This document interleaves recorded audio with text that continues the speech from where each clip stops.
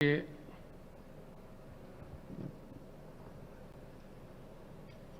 राष्ट्रपति चुनाव के लिए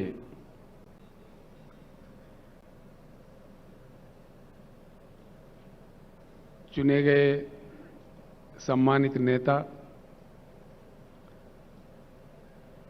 माननीय यशवंत सिन्हा जी,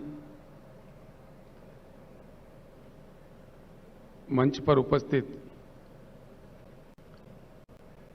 टीआरएस पार्टी के लोकसभा के नेता श्री नामा नागेश्वरराव जी,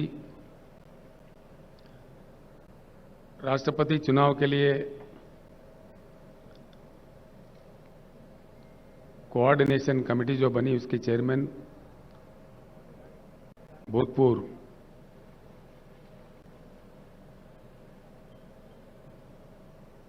पार्लियामेंट मेंबर श्री सुधींद्र कुलकर्णी जी, माननीय मंत्रीगण, माननीय पार्लियामेंट के सदस्य, तेलंगाना लेजिस्लेटिव काउंसिल के सदस्य और हमारे तेलंगाना विधानसभा के विधायक भाइयों बहनों, मैं आप सबको नमस्कार करता हूं। राजेश्वर रेड्डी के बाद फिर एक बार मैं यशवंत सिन्हा जी का हृदय से तेलंगाना जनता के ओर से, तेलंगाना सरकार के ओर से, हम तमाम के ओर से स्वागत करते हैं इस ऐतिहासिक हैदराबाद शहर में।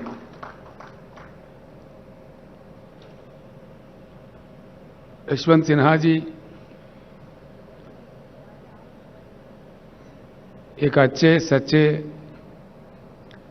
टॉल पर्सनालिटी है। उन्होंने अपने करियर एडवोकेट के रूप में स्टार्ट की है, बाद में वो आईएएस अधिकारी भी बने।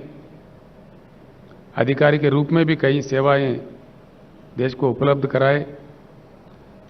उसके बाद राजनीति में आए और सम्मानित रूप से एक बार वो वित्त मंत्री थे देश के और एक्सटर्नल अफेयर्स मिनिस्टर भी रह चुके हैं। उसके बाद उनके जो इनसाइट्स थे, जो मंत्रालय वो संभाल रहे थे, अंतर्राष्ट्रीय स्तर पर भी पेरिस में उनको पुरस्कार दिया गया, उनको सम्मानित भी किया गया। ऐसे एक नेता को आज स्वागत करने में हम फख्र महसूस करते हैं। आज हम भाग्यशाली है कि एक अच्छे नेता को अच्छे ढंग से हमने राष्ट्रपति पद के लिए चुना है और आज हैदराबाद में जब वो आए, हम बड़ी अच्छी तादाद में उनके स्वागत भी किए हैं। इस चीज को लेकर देश के सारे पार्लियामेंटेरियंस को मैं एक अपील करना चाहूंगा। भारत में हमारे लोकतंत्र है, we have a democracy in practice in India. इससे पहले जब वीवी गिरी साहब राष्ट्रपति चुनाव के लिए लड़ रहे थे, उस समय हिंदुस्तान में एक नारा चला कि भाई आत्म प्रबोध से वोट दीजिए, और उसी के अनुसार वीवी गिरी जी का भी जीत हुआ। यह हमारे देश के इतिहास में है। आज मैं सारे भारत के पार्लियामेंटेरियंस को, जितने भी पार्लियामेंट मेंबर्स हैं, विधायक हैं, जो भी इस चुनाव के लिए, राष्ट्रपति चुनाव के लिए वोट देने के लायक है, उन सारे भाइयों से बहनों से मैं अपील करता हूं, तुलना करके देखिए दोनों कैंडिडेट के बीच में और आपके आत्मा के अनुसार, आत्मा प्रबोध के अनुसार यशवंत सिन्हा जी का तायीद कीजिए।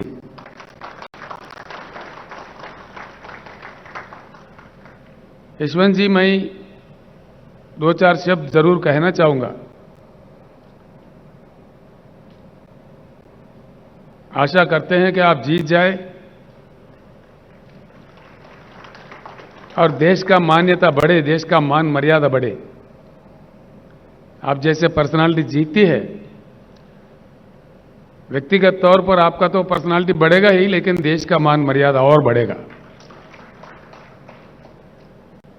लेकिन क्या हो रहा है इस देश में? आज जो कुछ भी हो रहा है गलत हो रहा है। जो कुछ भी किया जा रहा है गलत किया जा रहा है। ऐसी स्थिति में देश को खामोश नहीं रहना चाहिए, आवाज उठाना चाहिए, सबको एकत्रित होना चाहिए और एक परिवर्तन ऐसा वैसा नहीं, एक उच्च गुणवत्ता वाली परिवर्तन। We need to bring in a qualitative change in Indian politics. It's the requirement of the nation today. आज के हमारे जो प्रधानमंत्री है वो आज हैदराबाद आने वाले हैं, 2 दिन के लिए यहां रहने वाले हैं।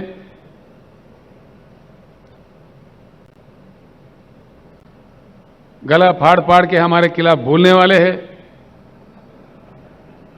कोई बात नहीं, लोकतंत्र है, जो जिसके समझ में आए बोले, जो जिसको कहना है कहे। यही हमारा लोकतंत्र का मान्यता है। हम इतना ही कहना चाहेंगे, माननीय प्रधानमंत्री जी, जिस प्रकार से आप विपक्षी दलों के नेताओं पे गला फाड़ फाड़ के गलत आरोप लगाते हैं, उसी प्रकार से जो संबोधित करने वाले हैदराबाद सभा को,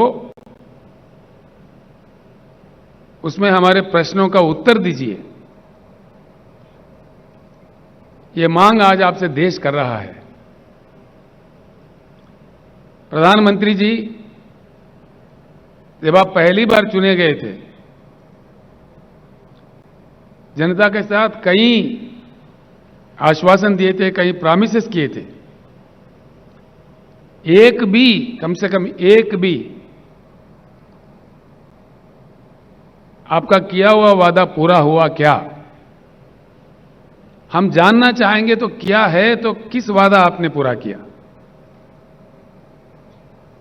एक भी, कम से कम एक भी टार्च लाइट डाल के भी ढूंढो तो नहीं मिलेगा। ये मैं नहीं, सारे देश कह रहा है।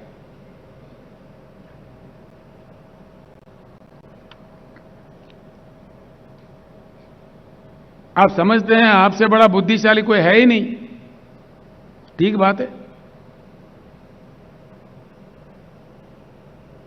किसानों के बारे में, जो हमारे देश का बहुत बड़ा हिस्सा है, देश के अन्नदाता है, आपने कह दिया कि किसान का इनकम डबल करेंगे। डबल तो हुआ ही नहीं, खर्चा डबल हुआ जरूर। आपने जिस प्रकार से डीजल बढ़ा दिए, पेट्रोल बढ़ा दिए, बिजली का कीमत बढ़ा दिए, खाद का कीमत बढ़ा दिए, उससे इन्वेस्टमेंट डबल जरूर हो गया है। भले ही मैं हैदराबाद से कह रहा हूं कि हिंदुस्तान के हर किसान यह बात जानता है, वो उनका पर्सनल एक्सपीरियंस है। और आपने जिस प्रकार से 3 बिल लाए हैं खेती किसानी को लेकर के, 13 महीने इस देश में किसानों ने आंदोलन किया आपके सरकार के खिलाफ, आपके नीतियों के खिलाफ। आप किस प्रकार के गंदे गंदे आरोप हमारे अन्नदाताओं पर लगा रहे थे। आपने तो उनको उग्रवादी कह दिया, खालिस्तानी कह दिया, जो आपके मन में आए मनमानी कह दिए। आपके मंत्रियों ने आंदोलनकारियों पे जीप चढ़ाए, कार चढ़ाए, मार दिए, हत्या भी किए। और उस दौरान 700 किसान वीर गति पाए। आंदोलन लड़ते लड़ते 700 किसान का मृत्यु हुआ। आपको इस चीज का एहसास ही नहीं है।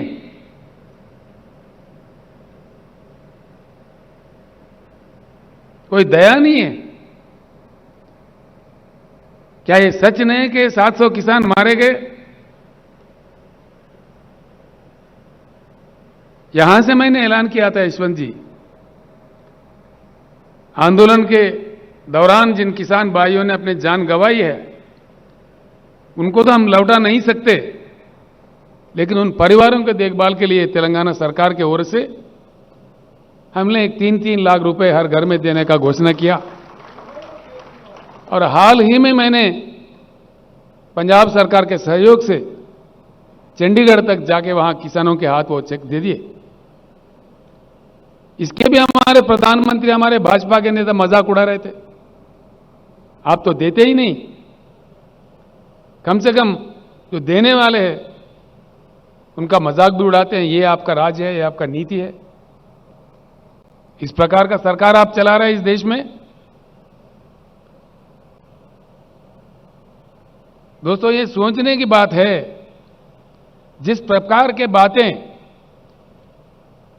माननीय प्रधानमंत्री कह रहे थे, माननीय कृषि मंत्री कह रहे थे, भाजपा के वरिष्ठ नेता लोग कह रहे थे, किसानों का जिस प्रकार अपमानित कर रहे थे, आखिरकार हुआ क्या?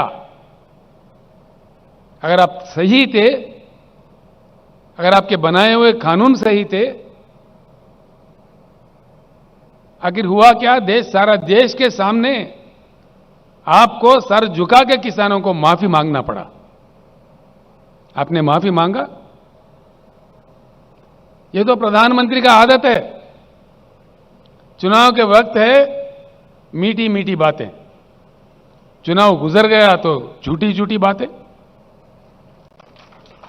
ये देश देख रहा है, देश महसूस कर रहा है। अगर आप सही थे तो फिर किसानों को क्यों माफी मांगा? आपके बनाए हुए कानून क्यों वापस लिए? और उसके बाद में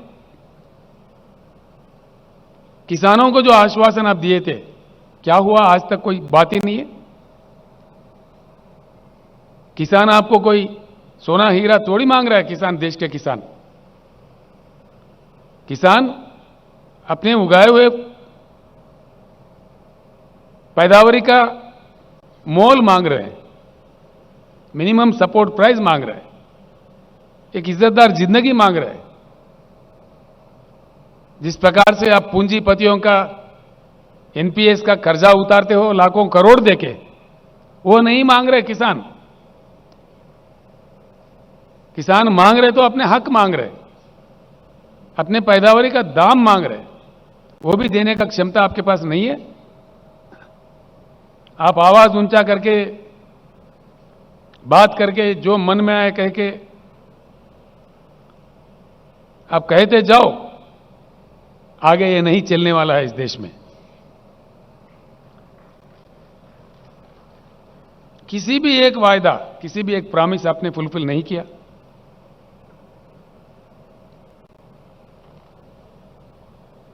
आप जो अपने आप का तारीफ करते हो,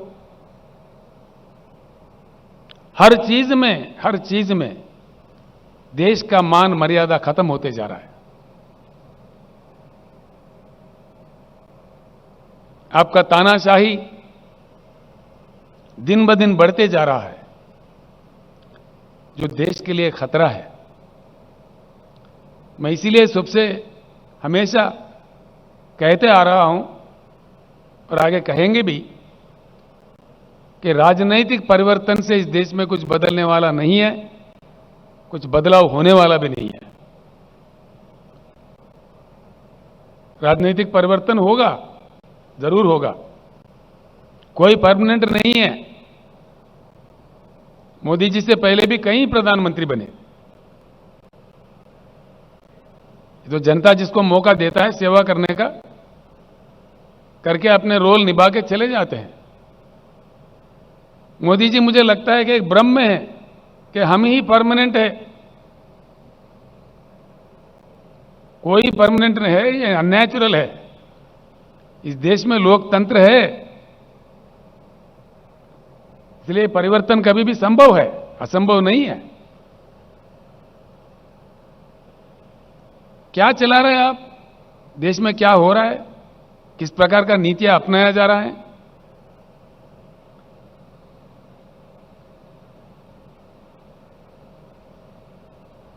हर हालत से हिंदुस्तान बेहाल होते जा रहा है। किसान परेशान, बेरोजगार नौजवान परेशान, उद्योगपति परेशान, इन्फ्लेशन बढ़ रहा है, प्राइस राइज हो रहा है एसेंशियल कमोडिटीज का। आपका एडमिनिस्ट्रेशन का गुणवत्ता क्या है, क्या नतीजा मिला है इस देश को। Gross misuse of all constitutional bodies, gross misuse दिन ब दिन देखने को मिलता है इस देश में। आप हावी है, आप प्रहार कर रहे हैं। जो आपके विरोध में बोलता है उनको सताया जाता है। लोकतंत्र का खात्मा कर रहे हैं आप, लोकतंत्र का हत्या कर रहे हैं। राज्यों के सरकार को गिराने में आप व्यस्त है। अब तक नौ सरकारें आपने गिराई है, यह आपके रिकॉर्ड में है।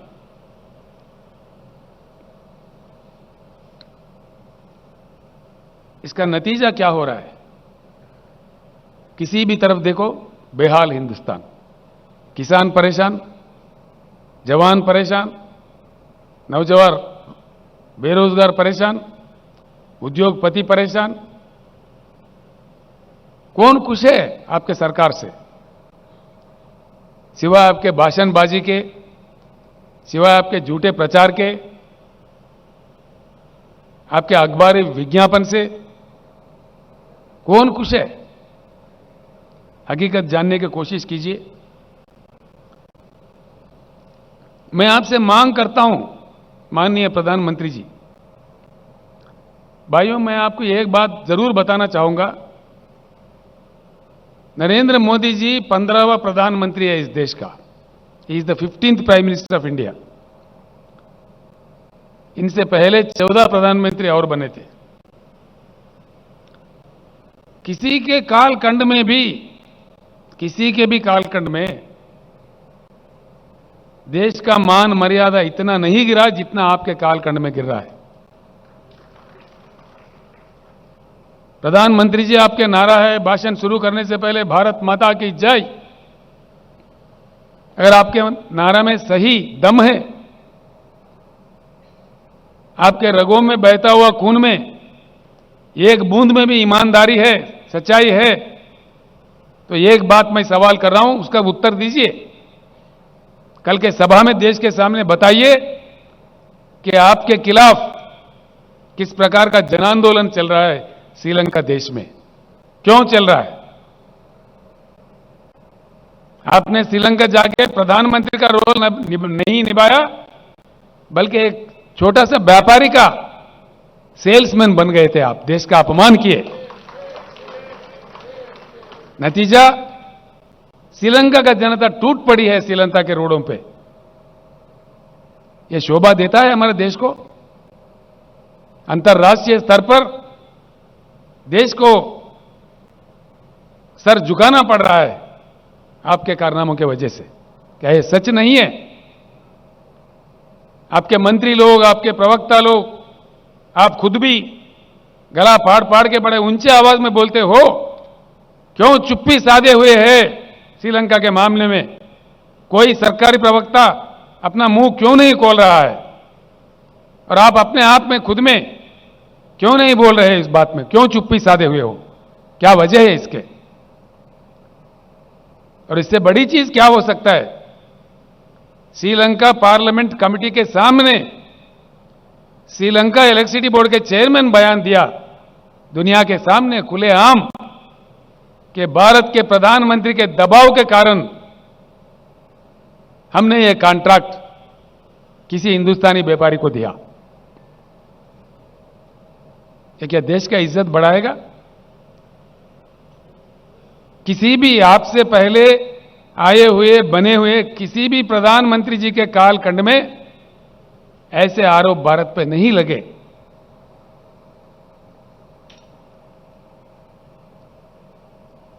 भले ही आप खामोश हो, हम खामोश नहीं बैठेंगे। हम जरूर लड़ते रहेंगे। व्यक्तिगत रूप से मुझे भी नरेंद्र मोदी से कोई लेना देना कुछ नहीं है। आपके जो पॉलिसीज है, जो किसान विरोधी,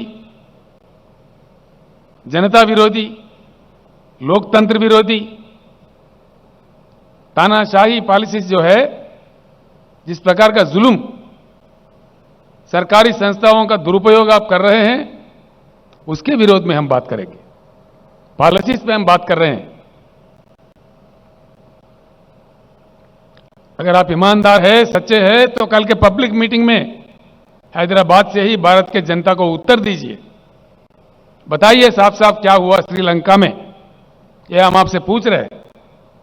वरना हम आपको दोषी मानेंगे, बिल्कुल दोष देंगे आपको।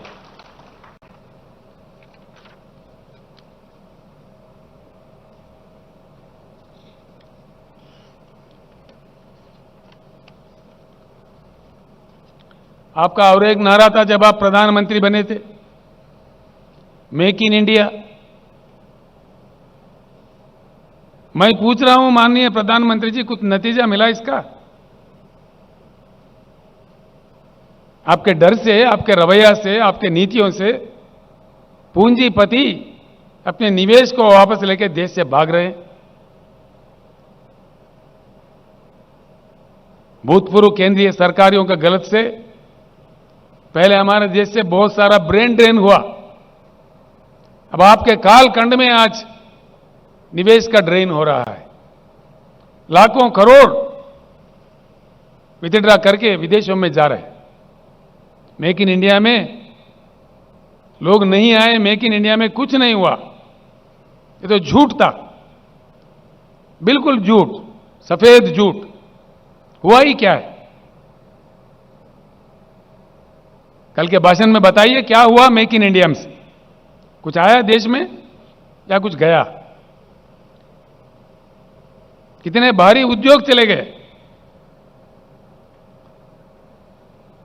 कितने श्रमिक रोडों पे आ रहे हैं आपके गलत नीतियों के कारण से। तुलना कीजिए। अगर आपके पास बुद्धि की कमी है तो सीख सकते हैं। हमारे बगल में हिमालय के उस पार रहने वाले चाइना में क्या हुआ? वहां बातें कम, काम ज्यादा, अच्छा नतीजा। यहां हमारे पास बातें ज्यादा, काम कुछ नहीं, गलत नतीजा। मेक इन इंडिया को लेकर चाइना में किस प्रकार का क्रांति आया, कितने उद्योग आया, कितने निवेश आए। माओ साहब के दौर तक चाइना गरीब से गरीब था, उनका जीडीपी हमसे कम था। आज 16 ट्रिलियन इकोनॉमी से, $16 ट्रिलियन इकोनॉमी से चाइना है।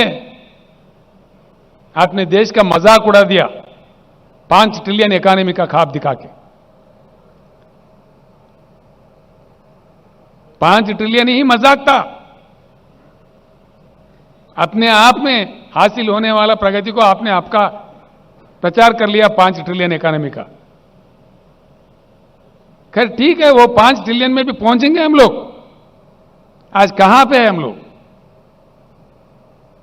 हमारे से बुरा हाल रखने वाला चाइना, हमारे से कम जीडीपी रखने वाला चाइना, हमारे से कम कल्टिवेबल एरिएबल लैंड रखने वाला चाइना आज कहां है 16 ट्रिलियन इकोनॉमी से? आज हम कहां हैं? $3.1 ट्रिलियन पे है हम लोग आज। इसी रफ्तार से अगर हम चले, आपके बताए हुए 5 ट्रिलियन पे भी पहुंच पाएगा हिंदुस्तान? कभी नहीं, यह असंभव है। आपके कालखंड में तो देश में हर चीज गिर गया। जीडीपी क्रैश, ये मेरा नहीं,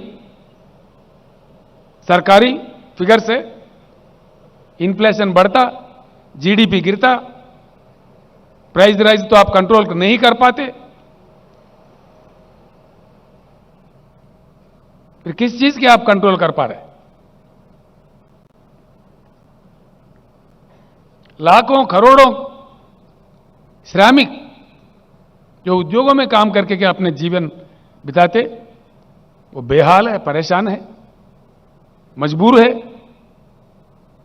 आंदोलन कर रहे हैं, और आप उसका अपमान करने में व्यस्त है। मोदी जी, मैं एक बात पूछता हूं, 100 साल के लिए, 100 साल के लिए उपयोग करने के लिए हमारे देश में भगवान हो या प्रकृति हो दिया हुआ संपत्ति है कोयला, 100 साल के लिए। और भी जियोलॉजिकल सर्वे से और भी निकल रहा है, हर साल 5 मिलियन टन से लेकर 5,000 मिलियन टन से लेकर 10,000 मिलियन टन का कोयला निकालता है जब सर्वे करते हैं। एक चीज बताइए, इतनी संपत्ति, इतने नेचुरल रिसोर्स हमारे पास रखते हुए आज विदेशों से आप कोयला क्यों मंगा रहे? दीजिए, कल उत्तर दीजिए, कल आपके भाषण में कहिए, ताकि देश जाने क्या मजबूरी है। आप मजबूर है आपके साहूकारों को हेल्प करने में।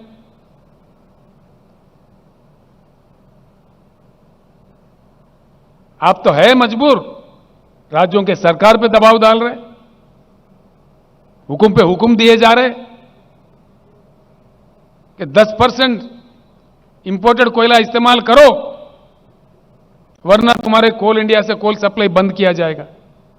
ये क्या दादागिरी है? जबरदस्ती है? ये लोकतंत्र का मान मर्यादा है? यशवंत जी, मैं आपके सामने रखना चाह रहा हूं, हमने इनकार कर दिया, आप जो मर्जी कर लो, क्योंकि हमारा एक इतिहास है, कोल इंडिया के अलावा हिंदुस्तान में एक ही राज्य है जिसके पास एक कोयला खाना है, उसका नाम है सिंगरेनी कालरीज। हमने कहा हमारे खुद का कोयला है तो हम क्यों ले? हैरत की बात यह है, हिंदुस्तान का कोयला 4,000 के अंदर एक टन मिलता है। मोदी जी का जो कोयला है 25 से लेकर 30,000 का मिलता है, 4 गुना 5 गुना ज्यादा दाम देके, क्योंकि इनका दोस्त है एक साहूकार, वो इंपोर्ट करता है। इसीलिए मैं आपको टाइटल दे रहा हूं कि आप प्रधानमंत्री का काम नहीं कर रहे हो, आपके साहूकार दोस्तों का सेल्समैन बन के काम कर रहे हो। हां, बिल्कुल।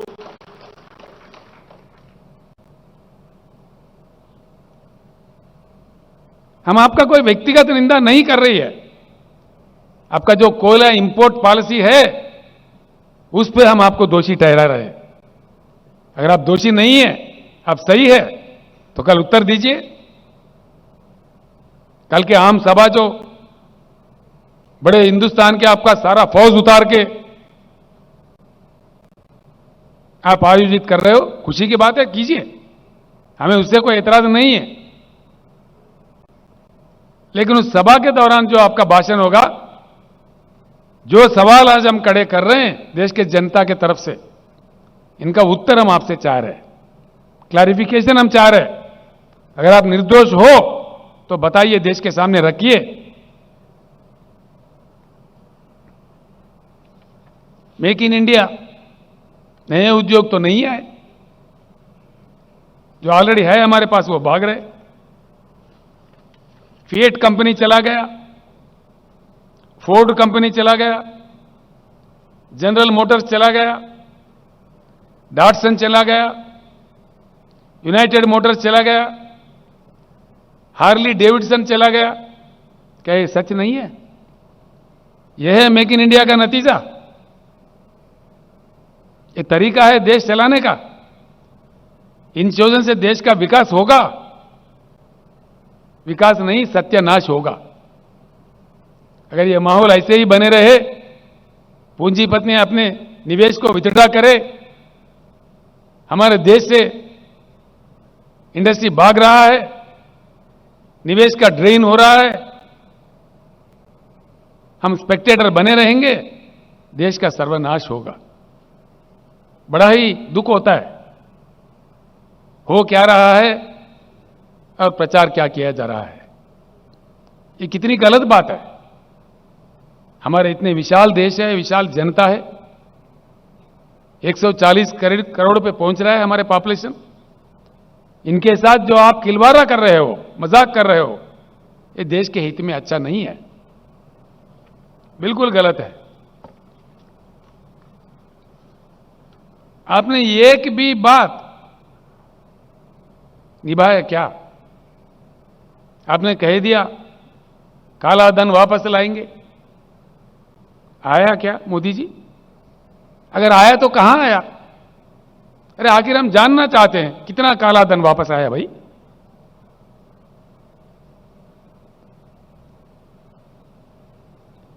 सर झुक जाता है शर्म से। सरकारी आंकड़े बताते हैं कालाधन डबल हो गया, दुगना हो गया। कालाधन कंट्रोल नहीं हुआ लेकिन डबल हुआ। स्विस बैंक से पैसे नहीं आए, मोदी जी के कालखंड में दुगना हो गए, डबल हो गए। ये रिपोर्ट्स है, ये हमारे आरोप नहीं है, हकीकत है। ये सारे देश और दुनिया जानता है कि यही विकास है, यही आपका महान कार्यकारिता है।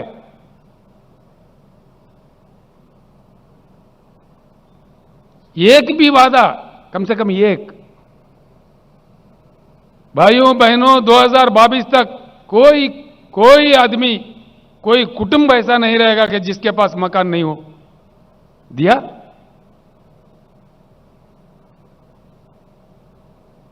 हम तो 2022 में आ गए, मोदी जी अभी नहीं पहुंचे 2022 में। बड़ी अजीब बात है।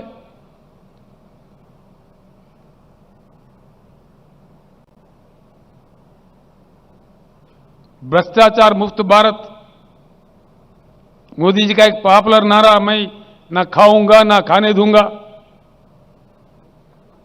आप तो इतना खा गए, इतना खिला रहे आपके शाहूकारों को, घोटाले लाखों करोड़ों में जा रहा है। हां पूरा है, रखेंगे हम भी देश के जनता के सामने सही वक्त में, बिल्कुल है। किस किस देश से, किस किस आपका व्यापारियों का आपने सेल्समैन बन के काम किया, उसके पीछे कितने बड़े बड़े घोटाले हैं, देश जान चुका है मोदी जी। आप डरा धमका के कितनों की आवाज दबाओगे, कितनों को रोकोगे? भ्रष्टाचार बढ़ गया देश में, घोटाले बढ़ गए, बैंक के लुटेरे बढ़ गए, एनपीएस का लेवल इस कद में बढ़ा। मोदी जी आपसे पहले नॉन परफॉर्मिंग अकाउंट्स का जो गिनती है वो सिर्फ 4-5 लाख करोड़ में थे। आज एनपीएस का क्या दर है? 20 लाख करोड़। ये है विकास मोदी जी। इस तोहफा दिया आपने देश को, क्या ये भी गलत है? हम जो कह रहे हैं सच कह रहे हैं, आप ही के बताए हुए आंकड़े कह रहे हैं, ये हमारे आंकड़े नहीं है। These figures are not mine. This figure has been given by the Honorable Finance Minister of India as an answer to the question in the Parliament. The rate of NPS in India today is about 18.6 lakh crores. पता नहीं उसके बाद में और कितने बड़े। This is the reply by the Honorable Finance Minister of India. यह आपके गतिशील विकासशील नीतियों का नतीजा है क्या? किस चीज का यह नतीजा है? आपके गलत कारनामों से, गलत उसूलों से, गलत फैसलों से देश का मान मर्यादा गिर रहा है, जीवन प्रमाण गिर रहा है, लोगों में आक्रोश बढ़ रहा है। ये सच है। 15 लाख देंगे, हर किसी के खाते में आ जाएंगे। 15 पैसे नहीं है। लोग इंतजार कर रहे हैं, कभी कह रहे मोदी जी हम तो आपको वोट देते रहेंगे 15 लाख जब तक हमारे खाते में नहीं है। आशा है कि आप देंगे। कभी गा रहे हैं आपके गुणगान।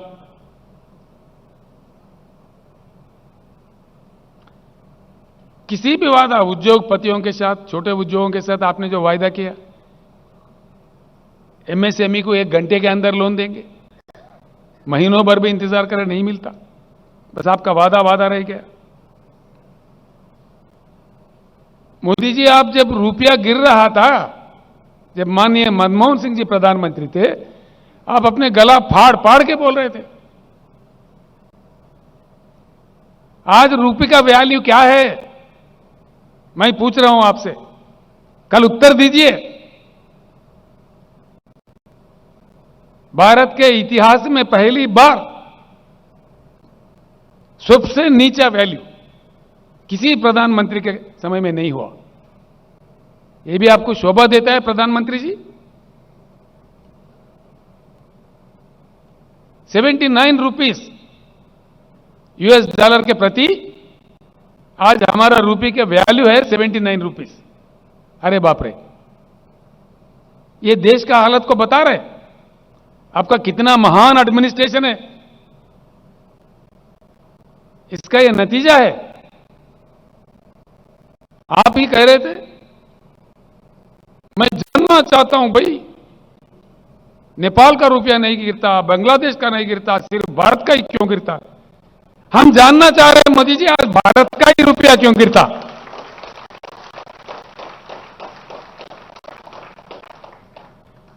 हम भी आज जानना चाह रहे हैं, देश जानना चाह रहे हैं। किसी प्रधानमंत्री के समय में इतना नीचे नहीं गया रुपये वैल्यू जितना आपके समय में जा रहा है। और फिर भी आप बोलते हैं आपका ढोल बजाओ।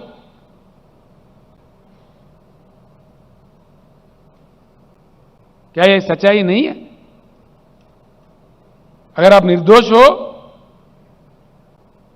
इसका उत्तर दीजिए कल के सभा में, जनता को बताइए। हम खुलेआम पूछ रहे,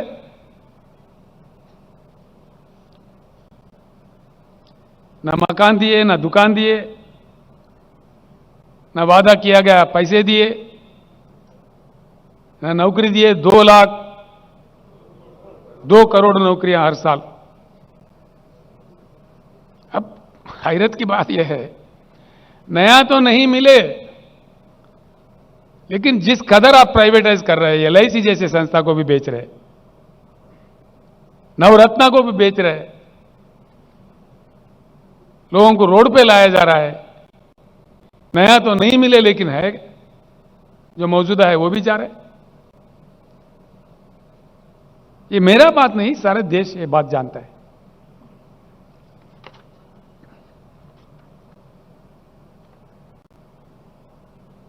अब इतनी बड़ी लिस्ट है जो पढ़ के मुझे हमारे मधुसूदनाचार्य साहब ने लिख के दिया। मैंने बोला, चारी साहब कुछ बयान दीजिए, यशवंत जी आ रहे हैं, सभा है। अब इसको पढ़ दूं तो और 2 घंटे लगेगा। पढ़ना चाहिए, बाद में पढ़ेंगे, बहुत समय है। मोदी जी, आपका कालखंड में इतनी खूब, एक भी काम आप कामयाब नहीं रहे। एक भी काम। आप अपने आप को रिव्यू कीजिए एक बार, मन से इंट्रोस्पेक्ट कीजिए, क्या हो रहा है। गंगा जी को बहुत पवित्र मानते हैं हम लोग। गंगा जी का पानी पूजा पाठ में हम इस्तेमाल करते हैं। इतनी पवित्रता, इतनी मान्यता। गंगा जी में अपने बुजुर्गों का अस्थि निमज्जन करते हैं हम लोग। हां, इस बात में मोदी जी का एक बहुत बड़ा विकास इन्होंने किया है। पवित्र गंगा में इन्होंने अस्थि नहीं बल्कि मानव शरीर को ही बहा दिया। शव बहे, हजारों के तादाद में शव बहे। कोरोना कंट्रोल में पूरी तरह से आप फेल्यूर हो गए। लाखों लोगों का मृत्यु का आप कारण बने। सडनली जो ओवरनाइट आपने लॉकडाउन अनाउंस किया, आजादी के बाद the largest trauma faced by the Indian polity, you made the people, lakhs of people, crores of people to walk on the roads. दुख होता है। जो वीडियो कॉन्फ्रेंसेस कोरोना का समय में ये कर रहे थे, मैंने सुझाव दिया था, यशवंत जी, बड़ा दुख होता है। मैंने कहा भाई ट्रेन तो दे दो, कम से कम उनको भेज देते हैं, ट्रेन चालू करो। शर्म की बात तो यह है, उतने गंभीर समस्या जनता फेस कर रही थी, दुखी थी जनता। मोदी जी कहता फ्री ट्रेन नहीं देंगे। यशवंत साहब, आप जिस राज्य से आते हैं वहां का भाई बंधु हमारे पास कई इलाकों में काम करते हैं। लाखों लोग बिहार से, झारखंड से, बंगाल से, उत्तर प्रदेश से, तेलंगाना में काम करते हैं, कईयों फील्ड्स में। मैंने उन लोगों को आश्वासन दिया, भाई मोदी साहब नहीं दिए, लेकिन हम है, तेलंगाना राज्य के सरकार है, हम आप लोगों को तेलंगाना राज्य के विकास के प्रतिनिधि मानते हैं। आपके पसीना से, आपके मेहनत से तेलंगाना का प्रगति बढ़ती है, तो इसीलिए हमने हमारे लोगों के साथ उनको मुफ्त राशन दिया, दवाई दिया, फ्री ट्रेन 178 ट्रेन तेलंगाना सरकार के ओर से बुक करके वो घर पहुंचे तक उनको हर चीज, वाटर बॉटल्स के साथ, खाने के साथ, उनके जेब में 1-1 हजार रुपए देके हमने उसको विदा किया। ये है मोदी जी का नीति। देश के जनता के साथ केंद्र सरकार, देश के जनता के प्रति मोदी जी का ये प्रेम है। फ्री में ट्रेन भी अरेंज नहीं करते जब जनता दुखी है। करोड़ों जनता, एक दो नहीं, करोड़ों में।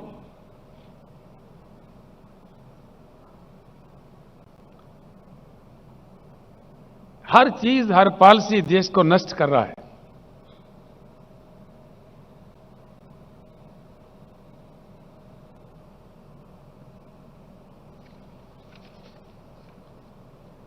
इंटरनेशनल इंडेक्सेस है,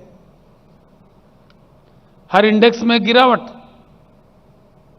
पहले से बुरा हाल, बद से बदहाल, बद से बदतर होते जा रहे हैं। ह्यूमन डेवलप इंडेक्स में हमारे स्थान 80 पर था, माननीय मोदी जी के कालखंड में 131 पे पहुंच गए। यह आपका मिसरूल का नतीजा है।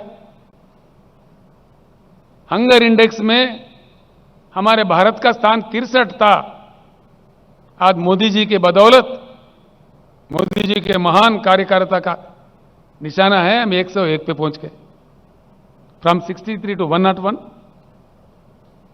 Individual rights, fundamental rights, Hindustan का जगह 85 था, 85, आज हम पहुंच गए 119, यहां पे भी गिरावट। बेरोजगारी ever highest in the history. Modi ji आने से पहले इसका दर, इसका percentage, it was at 5.6% unemployment in the country.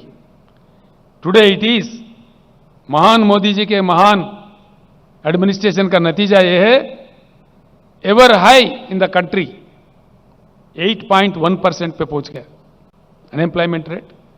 ये भी आंकड़े हमारे नहीं है। प्रेस फ्रीडम, भारत का स्थान 131 था, आज 142 पे पहुंच गया। और आपने बड़ा मेहनत करके मोदी जी, गोदी मीडिया भी आपने सृष्टि किया भारत में, तो सारा देश जानता है। हैप्पीनेस इंडेक्स 111 हमारा स्थान था, मोदी जी के प्रभाव से 136 पे पहुंच गया। एनवायरमेंटल इंडेक्स में 180 देशों को गिना गया था, हमारा नंबर 180 आ गया। बॉटम कंट्री, ये हमारा देश का हालत है, ये आपका कार्यकारिता है। आपने जिस प्रकार का मजाक उड़ाया देश का, देश के जनता का, जिस प्रकार का गिरावटें देखने को मिल रहा है राष्ट्रीय स्तर पर, अंतर्राष्ट्रीय स्तर पर, इससे हर चीज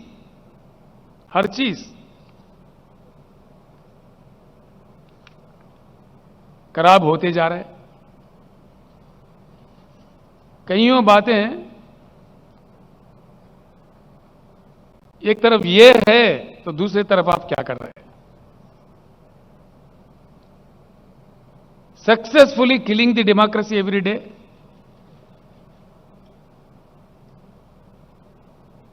successfully killing the federal system of India, राज्यों के सरकार को सताना, जो इनके बात नहीं मानते उनको गिराना, इतने महान लोग हैं। ये एक आश्चर्यजनक बात है सर, आश्चर्यजनक। यहां महान केंद्रीय मंत्री है जो मोदी साहब के क्लासेस सुन के ट्रेंड है, बड़े महान मंत्री देख रहे, केंद्रीय मंत्री आज हैदराबाद में कह रहे, बड़ा आश्चर्य होता है। साहब यहां पे 119 एमएलए सीट है, जिनमें से हम और हमारे फ्रेंडली पार्टी मिलके 100 सीट हम जीत लिए थे। 88 तो हम जीते थे, 95 सीट्स हम जीते थे, 3/4 मेजॉरिटी। उसके बाद में हमारी संख्या बढ़ी, आज टीआरएस के एमएलए है 103, 104, और हमारे एक फ्रेंडली पार्टी है उनके एमएलए 7। और माननीय केंद्रीय मंत्रीगण जो हैदराबाद में बैठे हुए हैं वो कह रहे हैं महाराष्ट्र में जैसा सरकार गिरा है तेलंगाना में देखने को मिलेगा, तेलंगाना सरकार भी गिराएंगे। ठीक बात है, गिराइए।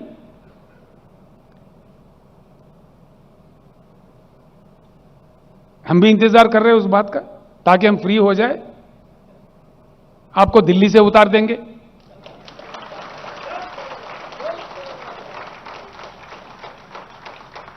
हमेशा हमेशा क्रांति का रास्ता क्राइसिस से ही बनता है। तेलंगाना एक ऐसा समाज है यशवंत जी, 60 साल लड़के अपने अस्तित्व को, अपने गरिमा को बनाए रखने के लिए तेलंगाना का जनता ने 60 साल लड़ी है, आखिरकार अपने बलबूते अपने राज हासिल करके आज आगे बढ़ रहा है, आप सब लोगों के आशीर्वाद से। एक जंग और लड़नी पड़े, तेलंगाना कभी पीछे नहीं हटेगा। दूसरी तरफ भारत का अपमान इस कदर हो रहा है अंतर्राष्ट्रीय स्तर पर, जिससे हमें बहुत बड़ी चिंता है। करोड़ों लोग, हमारे लोग बाहर अपना जिंदगी जीते हैं, छोटा मोटा बड़ा कुछ ना कुछ नौकरी, करोड़ों, कई करोड़ है। जिस प्रकार का द्वेष, विद्वेष, डिवीजन, हेट्रेड, युवाओं का सोच विचार को आप पोल्यूट कर रहे हैं, यह देश के लिए अच्छा है मोदी जी? मैं कह रहा हूं, हमारा इतिहास है, हमारे परंपरा है, हमारा देश का गरिमा है, सहनशील देश है, हमारे सहिष्णुता है, हमारा संस्कार रही है। जीवो और जीने दो। आप आधा पेट खाओ लेकिन अगला को खिलाओ। शास्त्री जैसा महान नेता उपवास रखने के लिए कहा, सब देश के लिए, देश के गरीबों के लिए। जो अमीर लोग हैं हफ्ते में एक बार का खाना बंद करके गरीबों को दो, ऐसे महान नेता थे। आज किस प्रकार के नेता हम देख रहे हैं? इधर कुदवाई करो, उधर कुदवाई करो। यह है देश भारत। किस भारत का सपना आपने बताया चुनाव के दरमियान, और किस प्रकार का नजारा आप आज दिखा रहे हैं? आपका प्रदर्शन किस प्रकार का विष द्वेष, जो अंतर्राष्ट्रीय स्तर पर हम गिर रहे हैं, भारत देश का अपमान हो रहा है, जो आगे के लिए अच्छा नहीं है। It's not at all good for the country. बिल्कुल। Democracy is killed, federalism is killed. कानून बदल के, रास्ते बदल के, राज्यों के पैसे छीन लो, टैक्स को सेस में बदलो, यशवंत जी, करीब 30 लाख करोड़, जिनमें से राज्यों को हिस्सा देना था टैक्स, इन्होंने टैक्स को नाम दिया सेस। आप जानते हैं, you know it very well, because you are the great finance minister of India, you know the insights. करीब 30 लाख करोड़ अकेले ही ले लिए।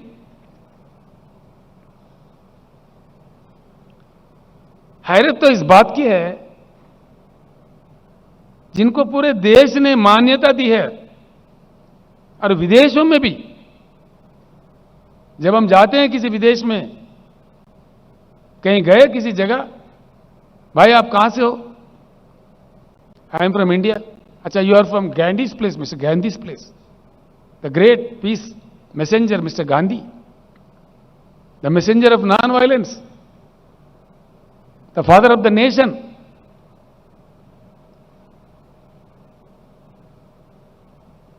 अरे आपका इतना मतलब impatience, father of the nation को भी आप लोग अपमानित करते हो। फादर ऑफ द नेशन, स्वच्छ भारत मिशन में गांधी जी का ऐनक लगाते, गांधी जी के समाज पे आप नाटक करते, प्रदर्शन, और आपके लोग गांधी जी का कितना अपमान करते हैं हर दिन। इस चीज के बारे में क्या मोदी जी आपको मालूमात नहीं है कि आप इतने दुर्बल प्रधानमंत्री, कमजोर प्रधानमंत्री, इनको कंट्रोल नहीं कर पाते? गांधी जी को हमारे देश में हमारे देशवासी अपमानित करे, ये अपने आप को अंतर्राष्ट्रीय स्तर पर सर झुकाने की बात है, भारत के गरिमा को कम करने की बात है। ये भारत की इज्जत को बढ़ावा नहीं देगा। क्या कहेंगे दुनिया हमको, बाहर देशों में क्या कहेंगे लोग हमको? हमारे, जिनको हमने जाति पिता, जो फादर ऑफ द नेशन कहा, हम खुद उनके अपमान करें तो अंतर्राष्ट्रीय स्तर पर भारत का गरिमा क्या होगा? इतना भी आपके पास इंफॉर्मेशन नहीं है मोदी जी? आप अंदर से उचका रहे हो, बाहर नाटक कर रहे हो। देश जान गया आप क्या है।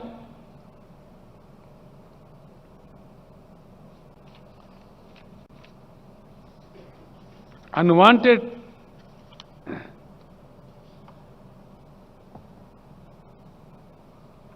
और आपकी नीति देखिए, किसी भी प्रधानमंत्री के समय जब सारा दुनिया पार्लियामेंट्री डेमोक्रेसी अडॉप्ट किया है, चुनाव के प्रक्रिया को लेकर चला रहे, हमारे जैसे कई देश हैं जहां चुनाव के जरिए सरकारों को चुने जाते हैं। तो किसी भी प्रधानमंत्री कभी भी यह गलती नहीं करे कि दूसरे देशों के चुनाव के संदर्भ में हम दखल अंदाजी ना दे। पता नहीं कौन जीतेगा कौन हारेगा। जब दुनिया के साथ जीना है, हर देश के साथ हमारे संबंध अच्छे रखने पड़ते हैं। It's a dire necessity of the country to keep good relations with all the nations. Modi ji की महानता यह है, उनका बुद्धि देखिए, कुशलता। ये गए ह्यूस्टन में, अमेरिका में, अमेरिका अध्यक्ष का लड़ाई लड़ने के, और कह दिया वहां पे, अब की बार ट्रंप सरकार। अब ट्रंप गया गंगा में, तो भारत कहां जाए? ये नीति है। ये जो काम आपने किया, जान के किया या अनजाने में किया मोदी जी? कोई देश का प्रधानमंत्री ऐसे करेगा कभी भी? आप क्या समझे अमेरिका अध्यक्ष चुनाव को? अहमदाबाद म्युनिसिपल कॉर्पोरेशन इलेक्शन समझा? कोई जिम्मेदारी थी जब आप ये बात कह रहे थे? इतना बड़ा देश का क्या कर रहे थे आप? मजाक उड़ा रहे थे आप। ये है जी इनकी नीति। ये है हमारे देश के महान प्रधानमंत्री जो गला फाड़ फाड़ के बोलते हैं, धूम धूम मचा देते हैं छोटी छोटी बात पे। बताइए, आपने कहा कि नहीं कहा आपके ह्यूस्टन के सभा में? अगर कहा तो क्यों कहा? मैं तो डिमांड करता हूं देश से माफी मांगिए आप। हां, बिल्कुल डिमांड करते हैं। जो अपने भारत के गरिमा को कम किया है,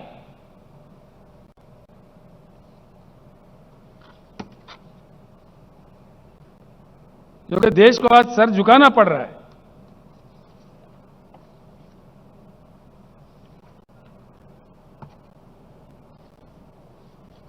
आखिर में ही एक बात कह के अपने शब्द खत्म करूंगा। मोदी जी भगवान है ये मान रहे लोग, ठीक बात है।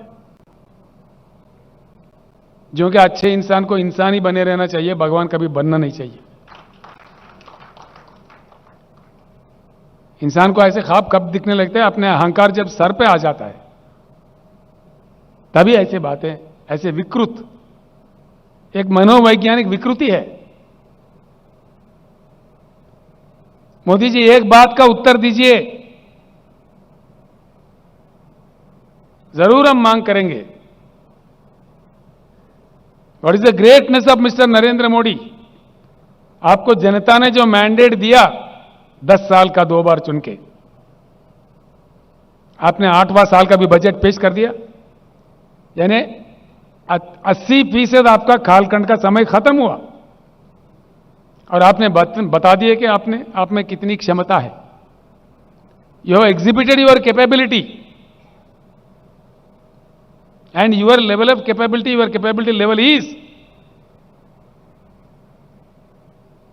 देश में 70,000 टीएमसी पानी की उपलब्धि है। आप कम से कम पीने का पानी भी फराहम नहीं करें जनता को। और शर्म की बात यह है, पीने का पानी देश के कोना कोना तो छोड़ो, देश के राजधानी दिल्ली में भी आप पानी नहीं दे पा रहे। यह आपकी मान्यता है। दिया आपने? हाल ही में मैं जब दिल्ली गया, वहां के लोग रो रहे थे। जो पीने के पानी नहीं देने वाला प्रधानमंत्री है, बड़ी बड़ी बातें करते हैं। पीने का पानी, क्या यही हिंदुस्तान का किस्मत है? आप ना बिजली दे सकते हैं और ना पीने का पानी दे सकते हैं। देश में उपलब्ध सहज रिसोर्सेस को एक्सप्लॉइट करके देश के जनता को नहीं दे सकते हैं। क्या दे सकते हैं? सिर्फ भाषणबाजी, द्वेष, विद्वेष, विपक्षियों का अपमान, सरकारी संस्थाओं का दुरुपयोग, सिवाय इसके क्या मिला है इस देश को? लिहाजा भाइयों, हम सब लोग मिलकर तेलंगाना की लड़ाई लड़े थे लोकतंत्र के आधार पर। खैर समय लगा, लेकिन हमारे मेहनत का फल हमें मिला। मैं आप लोगों से यशवंत सिन्हा का जो कद है, जो एक उत्तम नेता है इस देश का, सिन्हा जी, उनका समर्थन करने का इस सभा में मैं फिर एक बार आप लोगों से अनुरोध करता हूं, एक नए भारत को, अच्छे भारत को, ईमानदार भारत को बनाने के लिए फिर एक जंग हमें लड़ना पड़े। हम आज से ही शुरू करते हैं। मैं धन्यवाद देता हूं हमारे हैदराबाद शहर के नेताओं का, यहां के मंत्री, यहां के हमारे पार्टी के अध्यक्ष गोपीनाथ जी का, रंगारेड्डी मेडचल जिले के भी अध्यक्षों का और मंत्री लोगों का, विधायकों का मैं धन्यवाद देता हूं कि जितना शानदार प्रदर्शन आपने किया है। आज हैदराबाद में लोकतंत्र खिला है। The test of democracy have shown in Hyderabad today. The wonder is that the spirit of democracy is still alive in India. एक नहीं बल्कि 1 लाख मोदी भी लोकतंत्र का, हमारे देश का लोकतंत्र का गला नहीं घोट सकते। इस प्रदर्शन से आज हमने हिंदुस्तान को यही बता दिया, जिसका मुझे गर्व है। I am thankful to all of you. जिस प्रकार का प्रदर्शन आज आपने किया है, I am very very thankful to you. आगे चल के भगवान से हम प्रार्थना करते हैं कि एक अच्छे भारत बने, उज्जवल भारत बने, महान सुहान भारत बने और देश के गरीबों का किस्मत खुले। फिर एक बार हम सबके तरफ से माननीय यशवंत सिन्हा जी का हृदय से मैं स्वागत करते हुए, उनका जीत का मनोकामना करते हुए मैं अपने शब्द वापस लेता हूं। धन्यवाद।